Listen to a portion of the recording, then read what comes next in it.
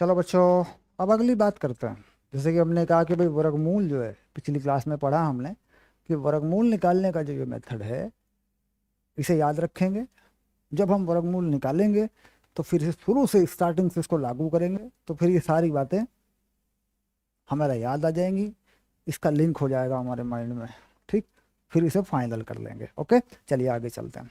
अगली बात देखते हैं।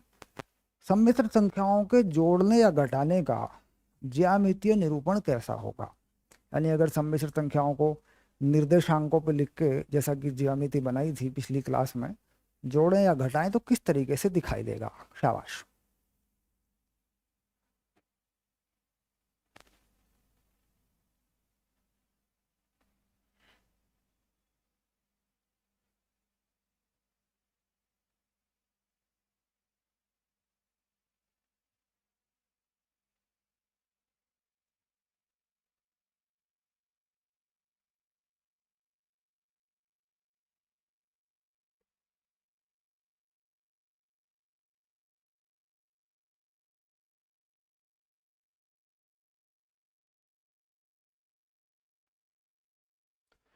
तो हेडिंग में डाल दो सम्मिश्र संख्याओं का योग तथा अंतर, है ना, ऐसे डाल देते हैं।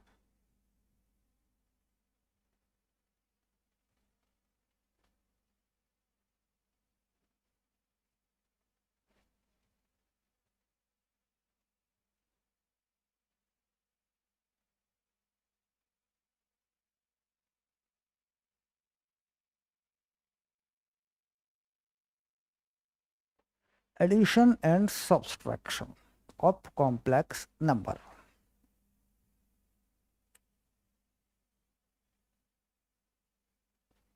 Addition and subtraction of complex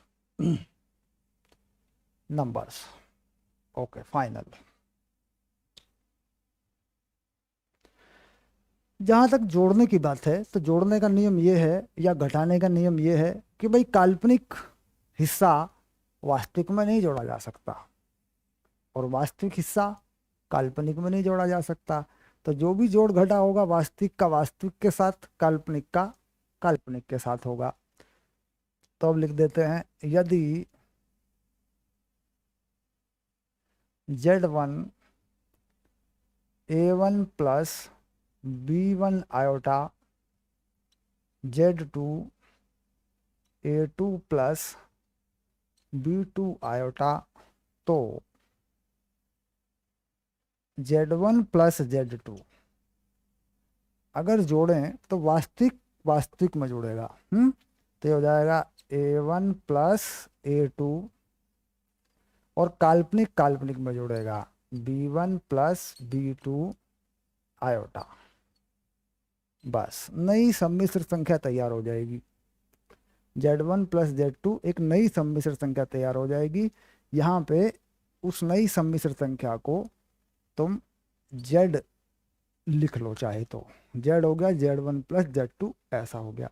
ठीक, और अब Z डैश लगा लो, अंतर लिख देते हैं, Z1 माइनस Z2। अब घटेगा, Z1 माइनस Z2 है तो A1 में से A2 घटेगा। ये हो गया वास्तविक वाला, और B1 में से B2 घट जाएगा। ये हो गया I के साथ में काल्पनिक वाला। अब Z डबल डैश चाहते हैं, यानी उल्टा घटाना चाहते हैं, Z2 माइनस Z1 करना चाहते हैं। तो ये हो गया A2 माइनस A1 और B2 माइनस B1। देखो उल्टा घट गया।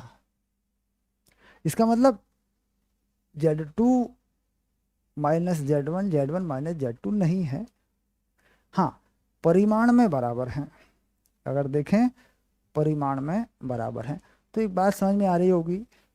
इसको कंसेप्ट को क्लियर करेंगे, यहीं पे समझेंगे इस बात को कि भाई Z1 माइनस Z2 का परिमाण हो या Z2 माइनस Z1 का परिमाण हो, ये बराबर होते हैं। क्योंकि परिमाण का मतलब होता है वास्तविक संख्या का वर्ग काल्पनिक संख्या का वर्ग जोड़े जाएं, और उनका वर्गमूल कर दिया जाए। ठीक, तो इसे वेरीफाई कर लें।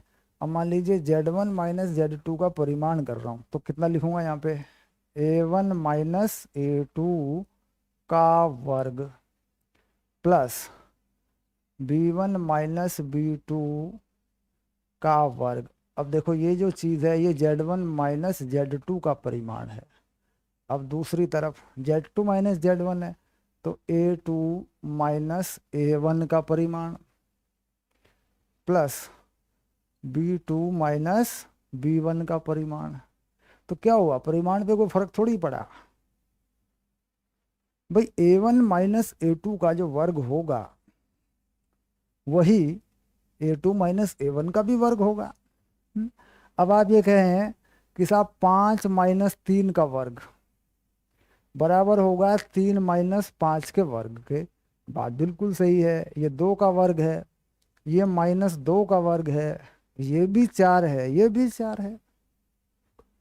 तो Z1 माइनस Z2 या Z2 माइनस Z1 का जो परिमाण है, जो मापांक है, जो उसकी वैल्यू है, मैग्नीट्यूड है, मॉडुलस है, जो भी कहें, वो बराबर है। वास्तव में संख्या बराबर नहीं है। तो क्या कोणांक बराबर है? कोणांक बराबर है। अब देखते जरा, कोणांक बराबर है, ये तो परिमाण की बात हो गई, यानी मापांक की बात हो गई। अब देखते हैं कोणांक के बारे में क्या सच्चाई है। ठीक, तो कोणांक अपन टेन थीटा लिखें अगर, तो पहले इसका लिखें Z1 माइनस Z2 का, तो ये हो गया B1 माइनस B2 बटे A1 माइनस A2। किसके लिए? Z1 माइनस Z2 के लिए। ऐसे ये हो गया। अच्छा, यहाँ कोमा लगा दें।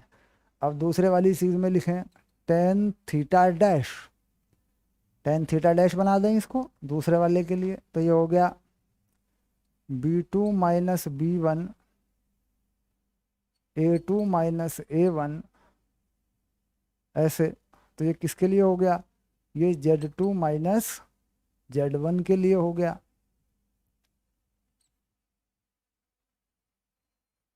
ठीक, अब ये तो समान है, अगर आप देखें तो ठीक है भाई। ऊपर नीचे अगर माइनस से गुणा कर दूं कोई फर्क तो पड़ेगा नहीं। ये ऊपर माइनस से गुणा कर दूं B2 माइनस B1 हो जाएगा, नीचे भी माइनस से गुणा कर दूं इतने आ जाएगा। तो इसका मतलब थीटा बराबर थीटा डैश, यानी कोणांक और मापांक समान है। सम्मिश्र संख्याओं में अंतर में चाहे Z1 में से Z2 घटा दो, चाहे Z2 में से Z1 घटा दो, मापांक और कोणांक उनके बराबर हैं। ठीक, क्लियर हो गई बात। लेकिन संख्याएं अगर देखें कौन किसके बराबर है, तो माइनस का फर्क है बेटा, माइनस का फर्क है। देखो ये Z1 माइनस Z2 है, ये Z2 माइनस Z1 है, माइनस का फर्क है। ठीक, यानी यहाँ पे ये हो रहा है कि जो Z है वो माइनस Z डैश है। देखो ये ऐसा है कि नहीं, जो Z है वो माइनस Z डैश है।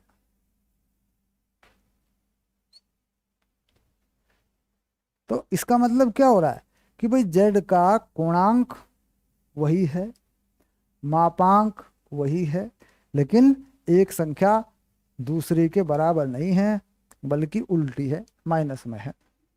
Okay done. तो कॉम्प्लेक्स नंबर में एक नई प्रॉपर्टी तुम्हारे सामने आ गई। अगर दो संख्याएं इस तरीके से हो कि एक दूसरी के माइनस में बराबर हो, तो उसके मापांक और कोणांक उनके बराबर होते हैं। ओके डन हो गया, और ये आपने देख भी लिया। अब मापांक और कोणांक की बात हुई, अब बात करते हैं ज्यामितीय निरूपण की बात करते हैं कि भाई अगर ज्योमेट्री पर रखना हो, एक्स वाई एक्सिस पर रखना हो, तो कैसे रखेंगे उनको। शाबाश, चलिए।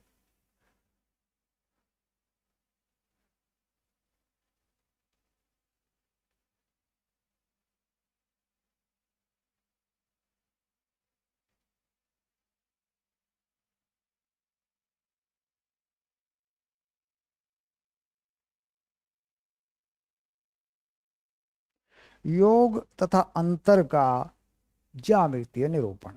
अब ले लेते हैं योग तथा अंतर का ज्यामितीय निरूपण।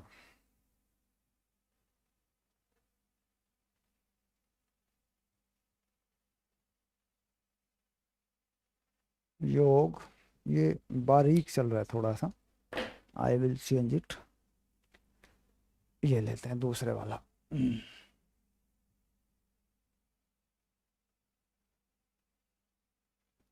योग तथा अंतर का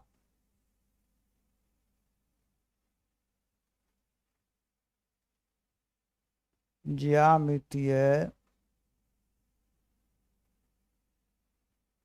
निरूपण।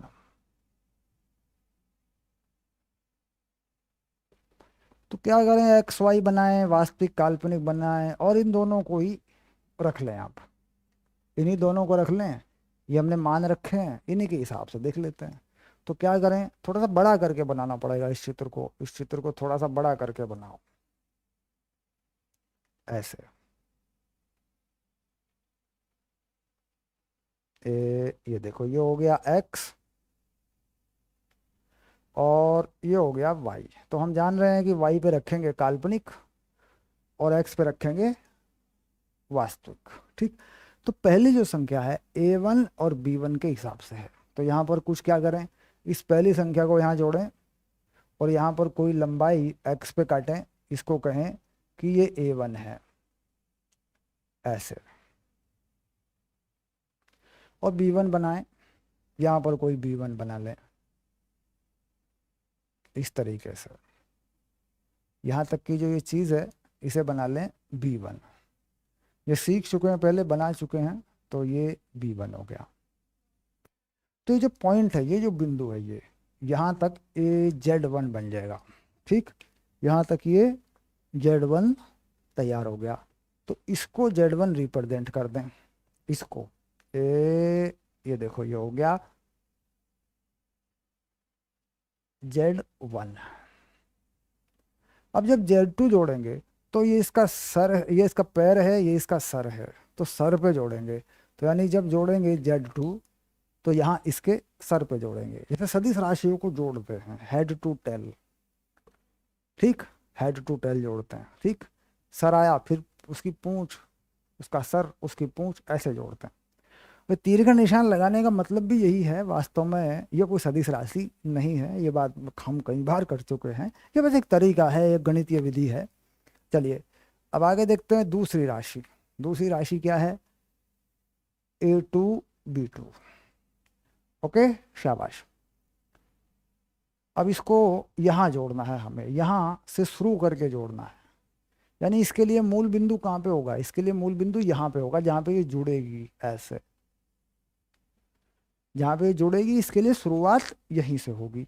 अब इसके लिए क्या करते हैं, यहाँ पर मान लीजिए कोई A2 ले लेते हैं, यहाँ तक कुछ इस तरीके से लेते हैं कि दिखाई दे। ये मैंने A2 ले लिया इसका, और यहाँ पर इसका B2 ले लेते हैं, ये वाला हिस्सा, बस इतना सा B2 ले लेते हैं ऐसे ऐसे, यूं। अब ये B2 और A2 को जहाँ मिलाया, जिस बिंदु पे मिलाया, उस बिंदु को ढूंढते हैं, वो कहाँ है, वो ये रहा, देखो बिंदु, ये रहा बिंदु। शाबाश। तो अब Z2 को बना देते हैं। अब ये बन गया, देखो Z2, ये बन गया Z2, इस पे लिख दिया ये Z2 है। ओके। अब Z1 प्लस Z2 बिल्कुल शुरू से आखिर तक जोड़ देते हैं। अब ये हो गया Z1 प्लस Z2, ये बन गया Z। ठीक। तो Z में अगर पूरा देखें, Z में अगर पूरा देखें तो इसका जो वास्तविक हिस्सा है, इस Z का पूरा वास्तविक हिस्सा है, क्योंकि ये जो चीज़ है ये A2 है, ये A1 है, तो इसका पूरा वास्तविक हिस्सा है A1 प्लस A2। देखो ये इसका पूरा वास्तविक हिस्सा है। और अगर इसकी y एक्सिस पे ऊंचाई कह रहे हैं, तो ऊंचाई के हिसाब से देखें या y एक्सिस पे देखें, तो ये इसका काल्पनिक हिस्सा है। यहाँ से ले आए, यहाँ को पकड़े, देखो यहाँ पे आओ बच्चों, ध्यान दो, ये इसका काल्पनिक हिस्सा है b1 प्लस b2। ये देखो ये वाई एक्स वाला है, ये क्या है b1 और ये क्या है b2। तो यानी a1 plus a2 b1 plus b2 को रिप्रेजेंट करने वाला ये z है। ओके, तो ये जोड़ने का तरीका रिप्रेजेंटेशन है, यानी कोऑर्डिनेट सिस्टम में कैसे जोड़ते हैं। जहाँ तक जेड की लंबाई की बात है, जेड के परिमाण की बात है, वो आपने निकाल लिया पाइथागोरस, इसको जेड को जेड लिखा पड़ा है, इसके हिसाब से मिल जाएगा आपको। इसका कोणांक चाहिए कोणांक मिल जाएगा, मापांक चाहिए मापांक मिल जाएगा। अब बात करते हैं अंतर की। अंतर की, तो अंतर में जो Z2 है इसको उल्टा लगाना है, इस Z2 को उल्टा लगाना है। तो कुल मिला के जब Z2 जोड़ा है, देखो Z2 इस तरफ को जोड़ा है यूं, ये प्लस Z2 है। अब अगर माइनस Z2 जोड़ते तो यहीं पे जोड़ेंगे, माइनस Z2 पीछे की तरफ हटा लें ऐसे, ठीक। तो यहाँ पर ये A2 जोड़ा है, तो बेटा इसको कर देते हैं माइनस A2, यहाँ तक आ गया, ये देखो ये यहाँ पे आ गया, मान लो ये हो गया, इतनी जो चीज़ है ये हो गई माइनस A2, बिल्कुल वहीं पे जोड़ा है, वहीं पे शुरू किया है बिल्कुल। अच्छा ये B2 है ना, इसको माइनस B2 करना है, तो ये नीचे आ गया माइनस B2, ये मान लो यहाँ तक आ गया, इस जगह तक आ गया यूँ ऐसे। तो ये चीज़ देखो, ये जो चीज़ है ये ऐसे ऐसे जोड़ी जा रही है, ये क्या है, ये है माइनस Z2, बिल्कुल इसी पॉइंट पे इधर को जोड़ा प्लस Z2 और माइनस करके जोड़ दिया तो माइनस Z2 हो गया। यानी माइनस Z2 के लिए कुछ अलग नहीं करना, उसको माइनस करके उल्टा करके जोड़ देना होता है बस। अब अगर देखें, अब इसे जोड़ा यहाँ शुरू से लेके आखिर तक, यहाँ जोड़ा इस बिंदु पे ऐसे, तो ये क्या है, ये क्या है, ये इसको हम कह रहे हैं कि ये है Z डैश। तो Z डैश क्या है भाई, ये क्या था A1 और ये क्या था A2, तो ये हो गया A1 माइनस A2, यानी ये इतनी चीज जो बन रही है, ये बन रही है A1 माइनस A2। शाबाश। और ये थोड़ी सी ऊंचाई बन रही है, देखो यहाँ पे ये थोड़ी सी ऊंचाई बन रही है, ये वाली थोड़ी सी बची है, ये बन रही है B1 माइनस B2। तो अंतर तो क्लियर है, सीधा सीधा इधर को बन गया, है ना। तो ये जो चीज हो रही है A1 minus A2 B1 minus B2, ये क्या है Z डैश, ये रहा देखो। तो यानी अंतर में क्या करना है, सदिश राशियों की तरह उल्टा जोड़ देना, अंतर हो गया। तो यानी इसमें अगर हम कहें कि भाई एक त्रिभुज रूप में लें, इसको जरा डार्क करके देते हैं बेटा, ये गया देखो ऐसे, ये जा रहा है देखो ऐसे, तो इसको बना दिया Z, शाबाश। अगर त्रिभुज रूप में लें, यहाँ लिखें O, यहाँ लिखें A, यहाँ लिख दें B, यहाँ लिखें O, और जहाँ जोड़ा यहाँ लिख दें A डैश, बस ठीक। तो यानी जो त्रिभुज है, जो त्रिभुज है OAB, वह Z1 प्लस Z2 के लिए है, और जो त्रिभुज है O A dash B, O A dash B, वो Z1 माइनस Z2 के लिए है। सिंपल, डन हो गया, शाबाश। अब इसको रफली देख लें, अगर इसको रफली देख लें, एक बार रफली देख लें इसको, तो देखो ये मान लीजिए Z1 है और ये मान लीजिए Z2 है, तो ये क्या है, ये है Z1 प्लस Z2। ओके, शाबाश। अब इस Z2 को उल्टा जोड़ दूं यहाँ तक, तो ये है माइनस Z2। तो ये क्या है बेटा, ये चीज़ क्या है, देखो इसको उल्टा जोड़ा इधर को करके, ये क्या है फिर, ये हो गया Z1 माइनस Z2। तो ये Z1 plus Z2, Z1 minus Z2, done हो गया, समझ में आ गया। यहाँ पे भी ऐसा ही बना, ओके, शाबाश। तो ये अंतर, योग और अंतर का ज्यामितीय निरूपण है।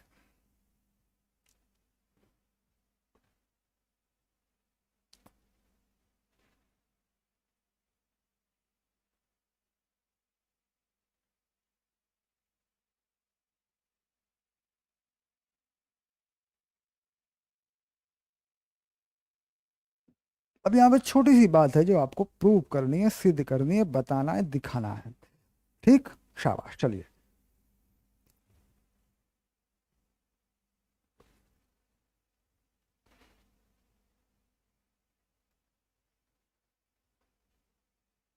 ये सब क्लियर है? No problem? ओके, डन, शाबाश। चलो शुरू करते हैं।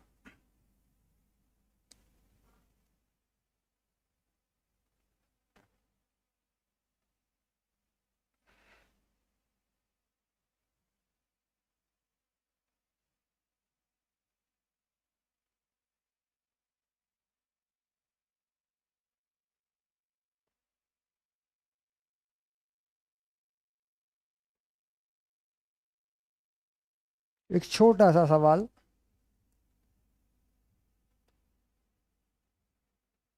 सिद्ध कीजिए कि, इसी बात पर, इसी पॉइंट पर है, जोड़ने घटाने पर ही है।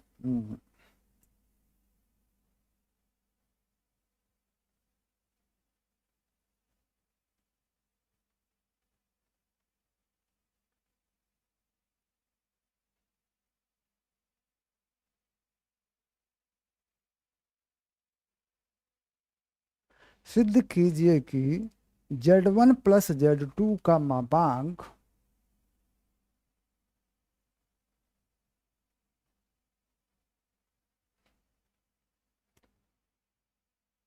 छोटा या बराबर होगा Z1 और Z2 के मापांकों के योग से, ये कह रहे हैं।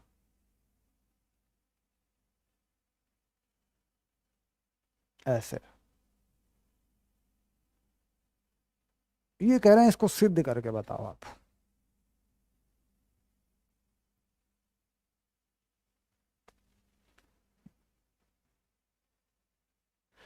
तो बेसिकली Z1 प्लस Z2 का मापांक, अगर Z1 प्लस Z2 का मापांक करें तो यहां पर हम क्या करते हैं, एक त्रिभुज का इस्तेमाल करते हैं।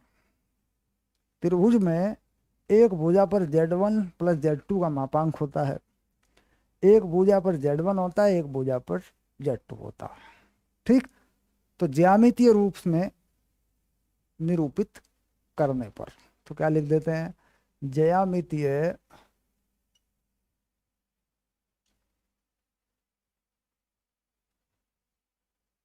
रूप में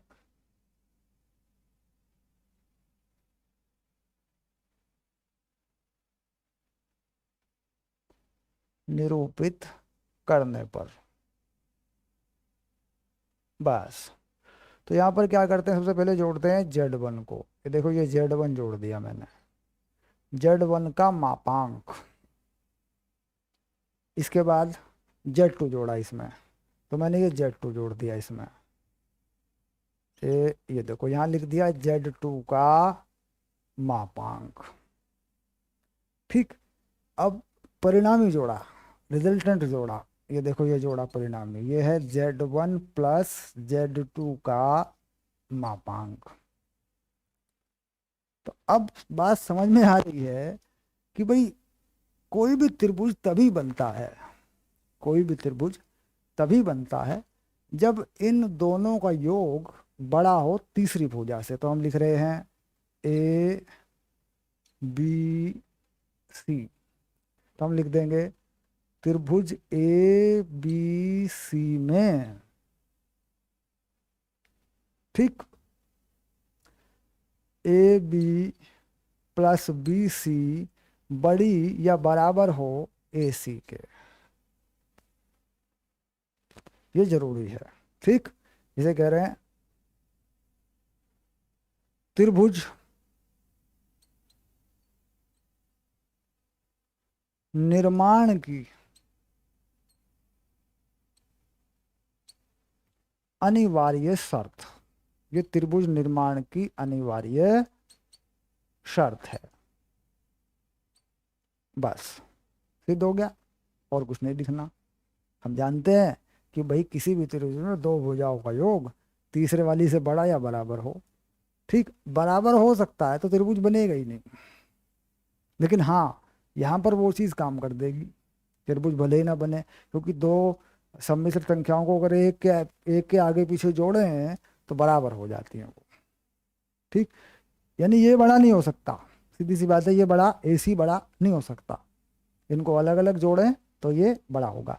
अब ये तो है ज्यामितीय निरूपण, यानी कुछ खास नहीं लिखना, बस एक त्रिभुज पे ला के लिख देना है, बात पूरी हो गई। ठीक, अब आता है गणितीय या विश्लेषणात्मक या एनालिटिकल जो प्रूफ है, जो लिखित में, यानी ज्यामितीय रूप से नहीं बल्कि गणितीय विधि से हम सिद्ध करते हैं, वो कैसा है जरा वो देख लेते हैं, उसको भी देखते हैं।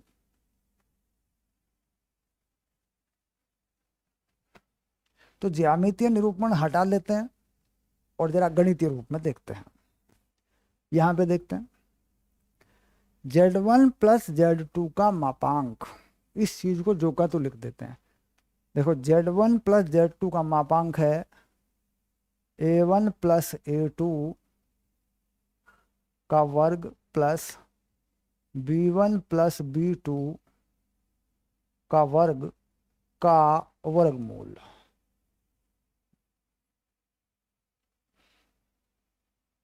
ऐसे Z1 का मापांक क्या है, A1 स्क्वायर B1 स्क्वायर का वर्गमूल।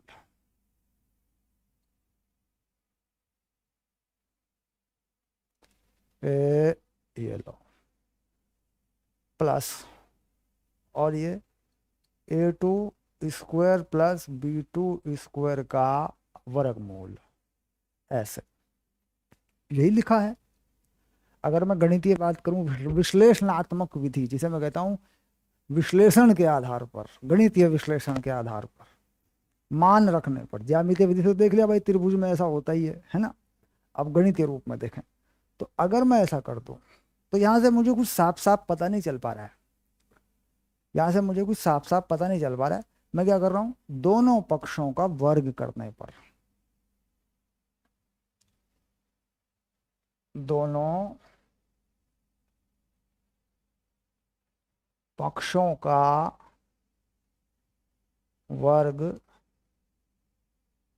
करने पर, ठीक है, तो इधर का वर्गमूल हट जाएगा, इधर A square B square 2AB लग जाएगा। चलिए कर लेते हैं।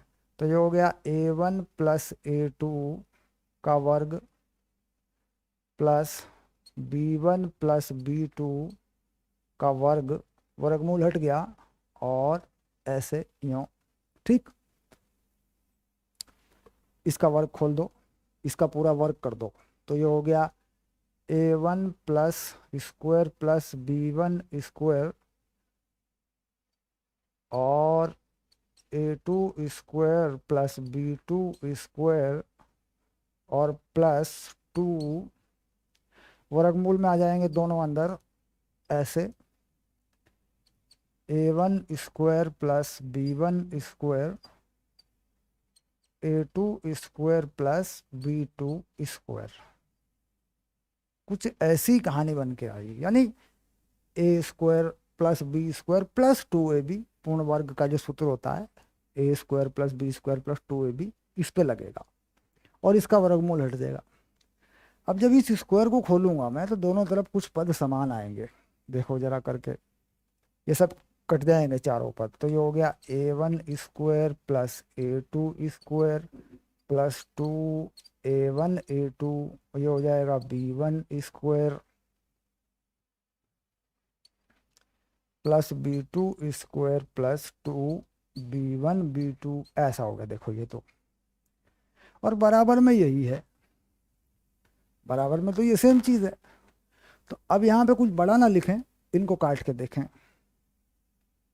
ये कट गए देखो चारों पद। ठीक, तो ये चीज सामने आ गई, 2A1 A2 plus B1 B2, 2 common ले लिया, से बड़ा या बराबर 2 वर्गमूल A1 square plus B1 square और A2 square plus B2 square. ये आ गया देखो। तो ये जो 2 है दोनों के बाहर, ये भी कट गया, ये लो, ये भी कट जाएगा। ठीक, अब ये चीज इससे बड़ी या बराबर है, ये चीज इससे बड़ी या बराबर है, इसमें एक लाइन और लिखनी पड़ेगी हमें, क्योंकि हमें दोनों पक्षों का जब वर्ग करेंगे तो ये वर्गमूल हट जाएगा और ये ब्रैकेट खुल जाएगा और इधर वर्ग आ जाएगा। तो उस वर्ग में a1 a2 का वर्ग, b1 b2 का वर्ग, यहाँ से भी बनेगा, देखो a1 a2 का वर्ग, b1 b2 का वर्ग, है ना, इसको b2 लिख लो ऐसे। गणित को पीछे नहीं छोड़ा करते बेटा, गणित को छोड़ा नहीं करते, बोले सर लंबा हो रहा है ये, होने तो कोई फर्क नहीं पड़ता इसमें, लंबा ही होते हैं, सवाल हो जाते हैं लंबे, कोई दिक्कत नहीं है। अब दोनों पक्षों का वर्ग फिर से किया, ठीक, तो क्या करें, इसका वर्ग क्या होगा, इसका वर्ग होगा a1 square a2 square plus b1 square b2 square plus 2a1 a2 b1 b2 बड़ा या बराबर, इसका वर्गमूल हट गया, इसका ब्रैकेट खोल दिया, a1 square a2 square plus a1 square b2 square plus b1 square a2 square plus b1 square b2 square, ये ले, हो गया बस, अब काम खत्म, अब कोई प्रॉब्लम नहीं है। अब देखिए यहाँ पे कुछ ऐसा नंबर है जो कटेगा, ये गया, ये रहा, ठीक।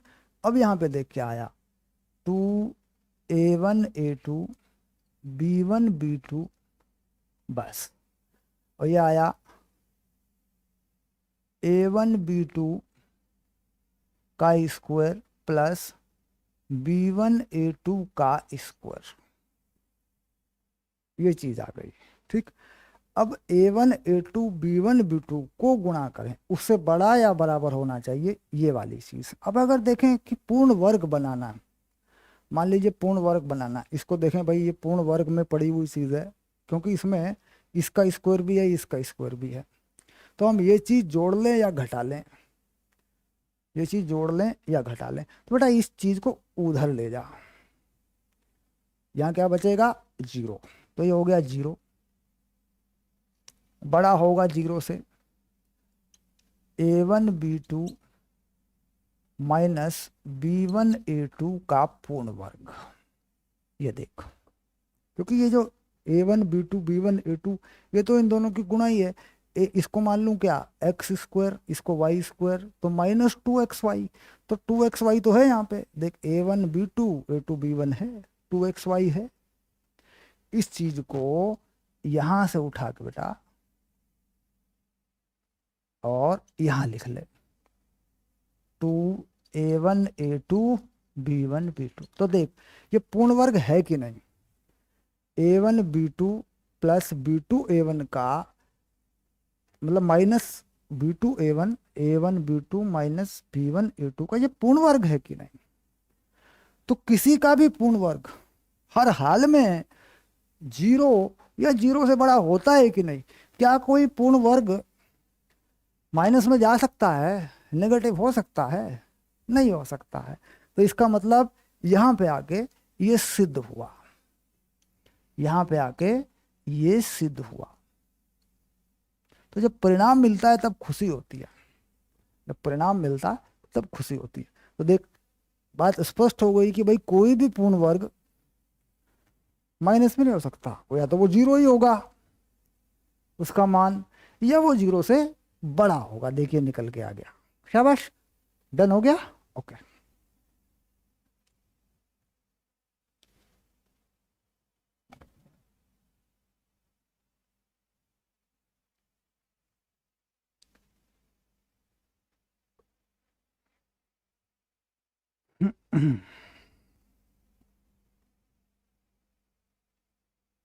इसी तरीके से घटाया जाता है, और घटाने में भी z1 माइनस z2 होता है। तो घटाने में क्या होगा बेटा, अगर घटाने को देखें तो 0 से छोटा होगा, 0 से छोटा होगा, है ना, बिल्कुल इसी तरीके से चलेगा, यहाँ माइनस लग जाएगा, यहाँ माइनस लग जाएगा, यहाँ माइनस हो जाएगा, यहाँ माइनस हो जाएगा, और त्रिभुज पे भी दिखा सकते हैं उस चीज़ को, डज नॉट मैटर कि प्लस वाले को समझ लिया तो माइनस वाला भी हो जाएगा, नोट्स में बना हुआ है, त्रिभुज बना के जांच कर लीजिएगा एक बार, वो कोई खास बात नहीं, एक को समझ लिया तो माइनस वाले को बना लोगे तुम अपने आप, ये अपने आप आ जाएगा यहाँ तक। यहाँ माइनस मान रखते जाओगे रखते जाओगे रखते जाओगे, ये निशान इधर को खुलेगा तो इधर को ही खुलेगा, ऑटोमेटिकली अपने आप आ जाएगा यहाँ पे। ठीक, चलिए।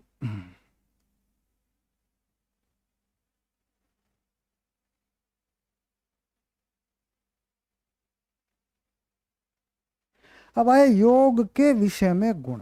तो ये जो गुण हैं, कर्म विनिमय गुण, Z1 plus Z2, Z2 plus Z1, ये आप जानते हैं, और नोट्स में देखोगे तो साफ दिखाई देंगे, और करके देखें तो ठीक है, नहीं तो टाइम वेस्ट है, कोई फायदा नहीं है।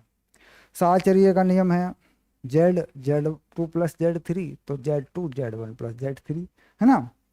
यानी A plus B plus C, B plus C को ब्रैकेट में कर दें तो फिर A प्लस बी को ब्रैकेट में कर दें, है ना। ये साहचर्य का नियम हो गया।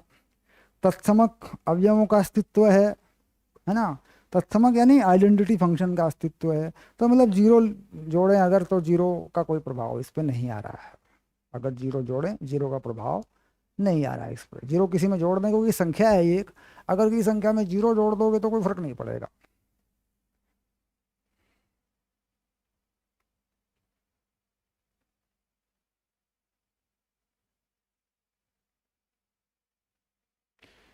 योज्य व्युत्क्रम प्रतिलोम का अस्तित्व है, बिल्कुल, अगर कोई जेड में आप माइनस जेड जोड़ देते हैं तो जीरो हो जाता, तो ये संख्या है, संख्या में योज्य व्युत्क्रम का अस्तित्व होता है। यानी अगर मैं 5 में -5 जोड़ दूं, 5 में, इसको लिखने की जरूरत नहीं है, कोई बड़ी चीज नहीं है, अगर मैं 5 में -5 जोड़ दूं तो जीरो होता है, इसका मतलब योज्य व्युत्क्रम का अस्तित्व है, क्योंकि ये एक संख्या है और संख्याओं में होता है योज्य व्युत्क्रम का अस्तित्व। अब यहाँ पर एक एक्सरसाइज है, इसके जितने सवाल हैं वो सारे के सारे आसानी से आप कर सकते हैं। इस बेसिक पे अपने सवाल बना लीजिए और यहाँ तक इस यात्रा को पहुँचा दीजिए। ठीक, इसके बाद आया सम्मिश्र संख्या, आर्गुमेंट, पूर्णांक, वो हमने पढ़ा लिया। अब आई बात गुणा की, कि भाई गुणा करेंगे तो क्या प्राप्त होगा, गुणा करें भाग करें क्या प्राप्त होगा। तो गुणा और भाग, इन दो बातों को देखेंगे।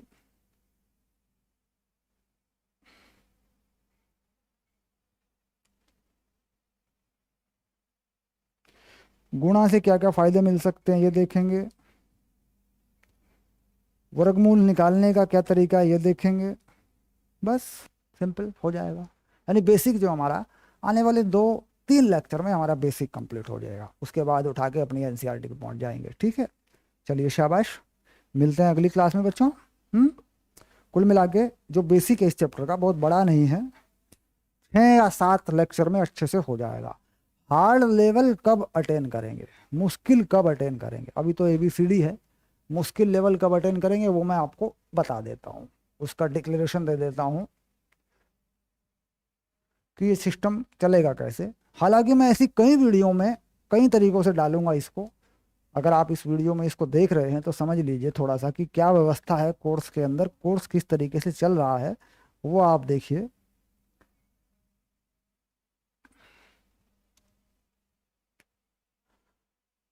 तो पहले तो अपना बेसिक पढ़ते हैं, सबसे पहली चीज तो आप अपनी बेसिक पढ़ते हैं। और ये बेटा जो है ये रिकॉर्डेड कोर्स है, ये रिकॉर्डेड कोर्स की कंडीशन है, लाइव कोर्स की नहीं। लाइव कोर्स में कोई लॉजिक नहीं है, लाइव कोर्स तो जैसे चलता है चलता ही है, सवाल करा दिया, बेसिक पढ़ा दिया, चलते रहो चलते रहो चलते रहो, लाइव से कोई मतलब नहीं। ये रिकॉर्डेड कोर्स की बात कर रहा हूँ। तो पहले आपने बेसिक पढ़ लिया, अपना बेसिक में आपके पास एक नोट्स है, इसको पढ़ लिया, इजी लेवल पर सारे सवाल लगा लिए। ठीक, तो ये मानिए कि जैसे ही आपने बेसिक पढ़ा, आपकी 80% एनसीईआरटी ऑटोमेटिकली डन हो गई है, 80% एनसीईआरटी डन हो चुकी है आपकी। यानी अगर इस बेसिक को पढ़ के आप एनसीईआरटी के सवाल लगाएं तो 80% सवाल आप लगा डालोगे अपने आप। ठीक, उसके बाद जैसे ही बेसिक हो गया, उसके बाद फिर मैं आपको 100% एनसीईआरटी यानी पूरे एनसीईआरटी के सवाल, एनसीईआरटी का पूरा कंप्लीट 100% कवर, उसकी थ्योरी भी, उसके सवाल भी, उसके उदाहरण भी, सारे विस्तार से वो पढ़ाए जाते हैं, वो डन होता है। ठीक, 100% एनसीईआरटी कवर होती है, प्रश्नावली हो, विविध प्रश्नावली हो, जो भी हो। तो ये है टेक्स्ट बुक, यानी पाठ्य पुस्तक पूरी तरह कवर हो जाती है। ये चलता है। उसके बाद यहाँ पे एनसीईआरटी एग्जाम्पलर,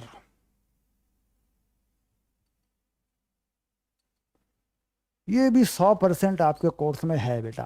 ये भी जैसे ही एनसीईआरटी खत्म होती है, एनसीईआरटी के साथ ये भी लगाई जाती है। इसमें एक चीज होती है कि एनसीईआरटी एग्जाम्पलर को डायरेक्ट एनसीईआरटी के बाद लगाने में फ़ायदा नहीं है, क्योंकि एनसीईआरटी और एनसीईआरटी एग्जाम्पलर के लेवल में काफ़ी फ़र्क है।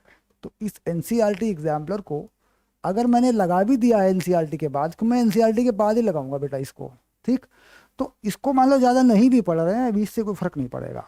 इसके बाद एक आता है higher level revision. Higher level revision, ये जो हायर लेवल रिवीजन है बेटा, इसके साथ मिलाकर इसको पढ़ें एनसीईआरटी एग्जाम्पलर को, तो ज़्यादा बेहतर होता है इसका परिणाम। क्योंकि हायर लेवल रिवीजन में हम कुछ सवाल बना लेते हैं, हायर लेवल रिवीजन में हम अच्छे अच्छे सवाल बना लेते हैं, हमारे बेसिक कंसेप्ट क्लियर हो जाते हैं। तो उसके साथ अगर एनसीईआरटी एग्जाम्पलर पढ़े तो ज़्यादा मज़े की बात है। हालांकि एनसीईआरटी के बाद ये लगी हुई है रिकॉर्डिंग में, इसके सारे सवाल के बेसिक मैंने अच्छे से करके मैं इसे लगा लूँगा, लेकिन बेटर ये होगा कि जो रिवीजन है उसके साथ पढ़ें इसे। लगेगी रिवीजन के साथ साथ ही, चलती रिवीजन के साथ साथ ही है ना। तो जैसे मान लो एनसीईआरटी एग्जाम्पलर आ गया और रिवीजन नहीं आया, सपोज करो रिवीजन नहीं पढ़ रहे आप अभी, सपोज करिए, ठीक। तो एनसीईआरटी एग्जाम्पलर के सवाल अगर नहीं हो रहे हैं तो उसमें ज़्यादा परेशानी नहीं होना, परेशानी नहीं रखनी अपने माइंड में, क्योंकि ये थोड़ा अलग सिस्टम है। तो पहले क्या करें, हायर लेवल रिवीजन के लेक्चर देखें, उसके बाद एनसीईआरटी एग्जाम्पलर के सवाल अपने आप करें। हिंदी मीडियम में एनसीईआरटी एग्जाम्पलर का पीडीएफ, इसमें सवाल हैं और आंसर हैं, वो लगा है आपके कोर्स में।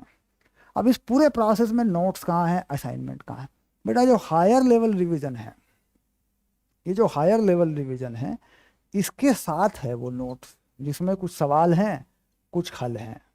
इससे पहले अलग से कोई नोट्स नहीं है। इससे पहले जो बेसिक नोट मैं पढ़ा रहा हूँ बस यही एक नोट्स है, इससे ज़्यादा झंझट इसमें कुछ भी नहीं है, ठीक। तो कुल मिलाकर यहाँ पर वो मुश्किल सवालों का एक कलेक्शन है, कुछ किताबें हैं, कुछ हमारी जानकारी है, बहुत सारी गणित में बहुत सारे डेवलपमेंट हुए हैं गणित में, वो सारी किताबें बेटा अंग्रेजी में हैं। उन सब का हिंदी में अनुवाद कर करके सवालों को सेलेक्ट करके पूरी एक व्यवस्था करके एक मजबूत सा कोर्स जो है वो यहाँ हायर लेवल रिवीजन में आके तैयार होता है। तो सारा बेसिक पढ़ लें, सब कुछ पढ़ लें, ठीक कर लें पूरी एनसीईआरटी, उसके बाद एनसीईआरटी एग्जाम्पलर और हायर लेवल रिवीजन मिला के पढ़ें, ठीक। अब इसमें एक चैप्टर की लंबाई कितनी होती है मैं वो बता देता हूँ आपको। कुल मिला के एक चैप्टर की लंबाई कितनी होती है, कितने घंटे का होता है। 1 चैप्टर लेंथ, टाइम कितना लगेगा, है ना। ये टाइम की बात भी आएगी, सवाल खड़ा होगा सर कितने समय में होगा, कैसे होगा। तो चूंकि ये बीच में हम आ गए हैं, 5वें चैप्टर में हम पढ़ रहे हैं सम्मिश्र संख्याएं, त्रिकोणमितीय फलन, संबंध, समुच्चय, चौथा 5वां नंबर का चैप्टर हो गया है ना। चैप्टर का नंबर तो मुझे भी याद है, 4 है कि 5 है। गणितीय आगमन का सिद्धांत 4 नंबर पर है, 5वें नंबर का चैप्टर है वैसे ये। अब कुल मिला के विचार करें भाई लेंथ कितनी होगी, तो हम ये देख रहे हैं भाई जो बेसिक लेक्चर है किसी भी चैप्टर के अंदर वो 7 से 10 लेक्चर में जाता है।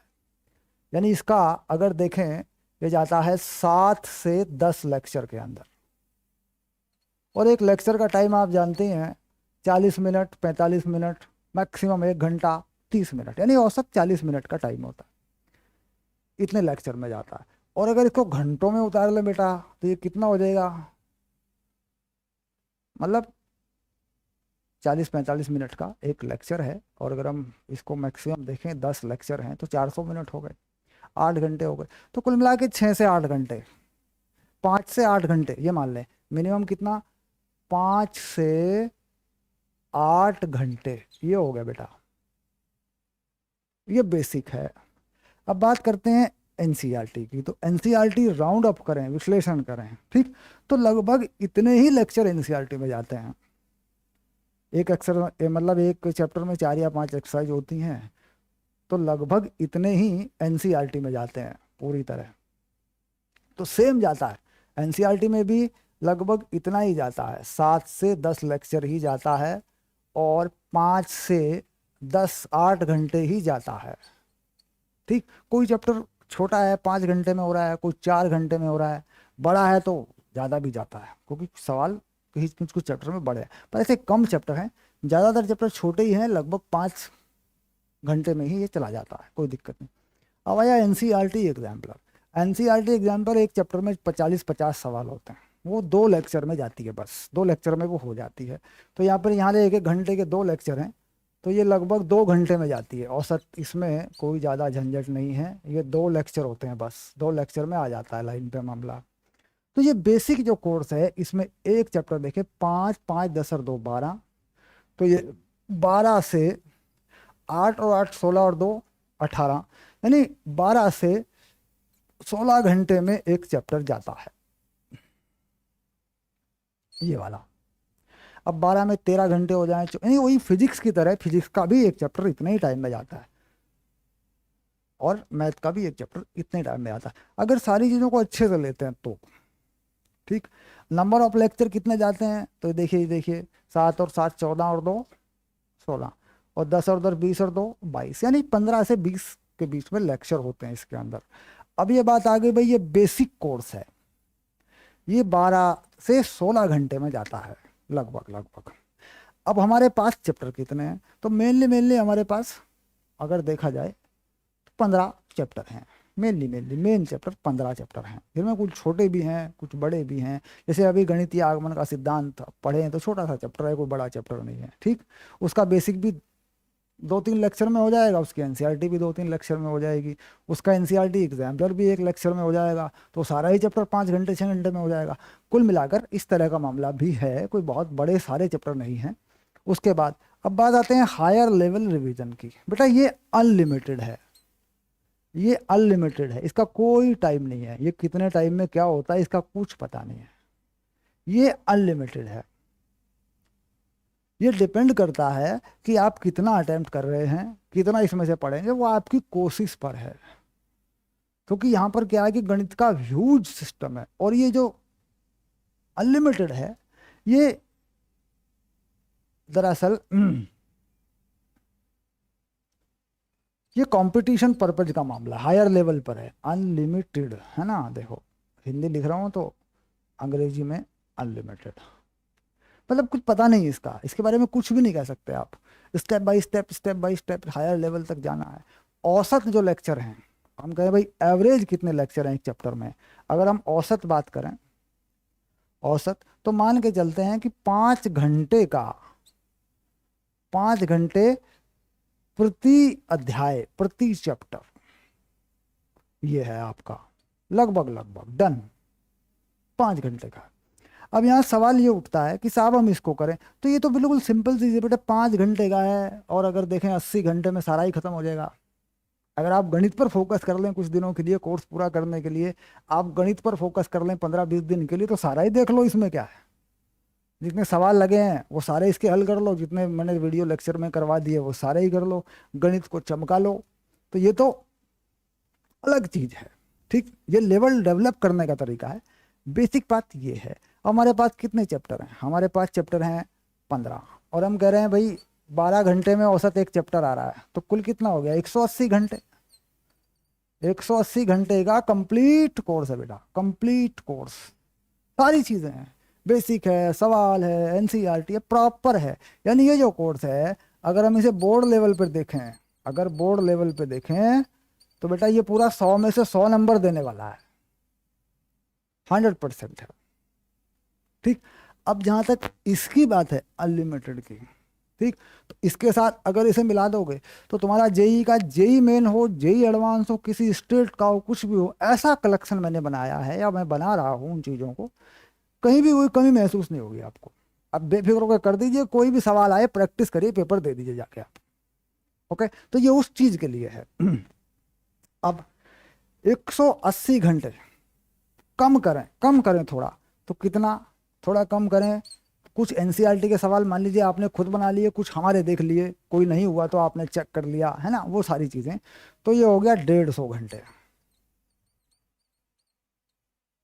बस। और 150 घंटे का तो कोर्स बेटा होता ही है, 150 घंटे में सारा कोर्स हो जाता है। ठीक, तो 150 घंटे का कोर्स लगभग लगभग है।